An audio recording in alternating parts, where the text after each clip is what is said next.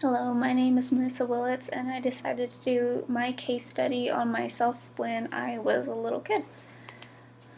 So I chose to do the case study on myself. I looked at 4 different art projects, 3 from when I was young. One was 7, the other one was when I was 9 years old. The last one when I was a child was 11.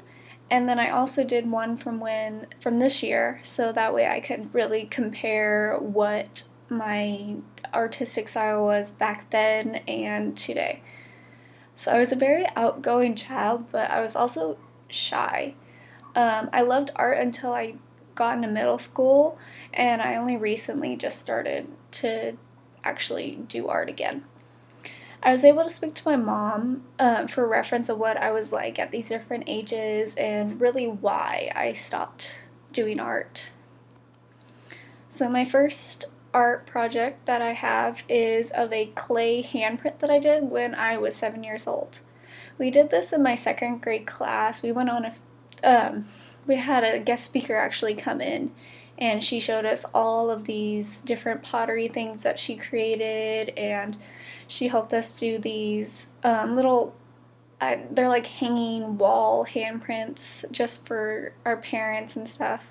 We did them as Christmas presents because my school used to do every year Christmas presents for our parents, so it was easy that way. The next art project that I have is another clay project. It's a bowl that I made. I decided when I was in 4th grade that I wanted to make my mom a jewelry bowl for whatever. I don't remember what time of the year it was. I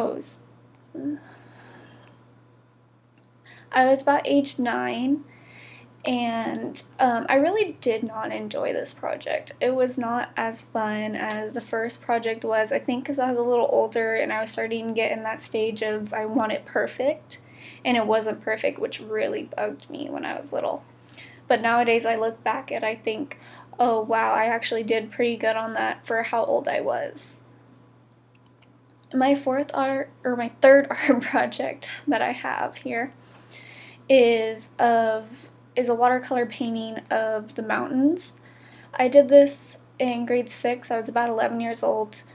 We just had a ginormous fire at this time, and it was super close to our house, so my teacher decided as a class art project that we would draw and create these watercolor paintings of what we were feeling and what we saw at that time. It was just a good way to, get all of our feelings out onto paper, and really helped my class move and be able to connect better with each other because we were all going through the same thing at that time. We were all worried about our own houses burning down, and it was just, I think, a really great teaching moment for that teacher because she was able to have students connect with each other and also connect with her because she was going through that same process.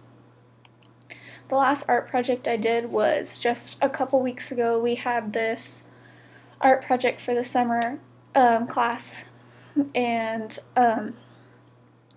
I created this 4 panel picture, and I decided just to do drawing because I've never really done like just pencil and paper. I've really just wanted to add color, and I wanted to do something kind of different. And I also wanted to see what I could do personally because I've never thought of myself as like a good artist and stuff like that. So my findings were it's very beneficial for students to create art projects to showcase their feelings because students sometimes are unable to formulate the right words for a situation. I realized that his theories are not always correct because some kids regress back to not knowing how to draw correctly, like I did when I was just going to middle school. I hated art, so I stopped doing art, and then once I started again, I kind of regressed back, so I wasn't right where I should have been. And then also, his stages stop at 17, which makes no sense because we are still growing as people and we're still growing as artists to this day. So there's no like update on what stages we would be in. There's just nothing at that point. And then I just used one reference was our book, and that's it. Thank you so much. Goodbye.